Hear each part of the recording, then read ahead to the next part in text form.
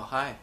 So I decided to do something today that's basically a continuation of what I was doing on my blogs. For those of you who don't know, which would be those of you who haven't read my blogs, I had started doing something at the beginning of this year that seemed crazy and probably still is.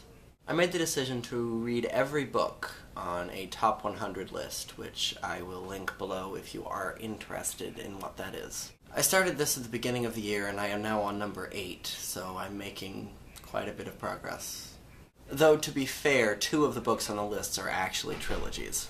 But I wanted to continue that, and I haven't been keeping up very well, so I'm going to go ahead and review a book that I read quite some time ago, To Kill a Mockingbird. To Kill a Mockingbird is number 6 on the list, right under Harry Potter and the Goblet of Fire, which I'm not going to read yet. I'm going to wait until Sorcerer's Stone comes up, and then I'm just going to read the entire series.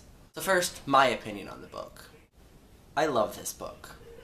I remember reading parts of it in 8th grade, but I didn't remember that much of it, and I don't think we read the whole thing, which is really a shame because this is a great book. It deals with a lot of complex issues. It deals with race and age and sexism between boys and girls. Despite all that, though, this is not a very long novel. It deals with all of that in a relatively short amount of time, and it deals with it well. And I think what makes this a great book is that it's juggling all these things, but it's doing it from the perspective of a child.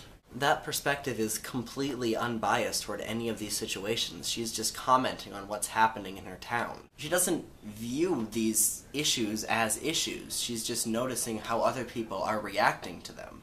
So I think that's definitely a plus in the book's favor. So, why is it on the list? Honestly, I think once you read it, you can figure out by yourself why it's on the list. This was a very influential book, and it still remains so today. This book was written back in 1960, and it is now 50 years later, and yet it still holds up to this day.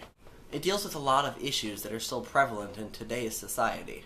And it deals with all these issues very well. And the fact that it's told from the perspective of a child really helps make this book different from others. And as I said, it gives it that unbiased view that I think a lot of people strive for.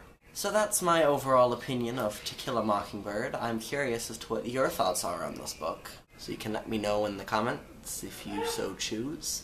And that is all for today. I don't know exactly what will happen next time, but I do know that the next book I'm going to review, which I've already read, is Winnie the Pooh, so you can look forward to that, unless you don't.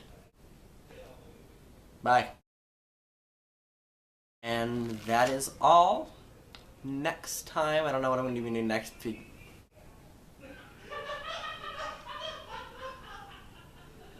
Yeah.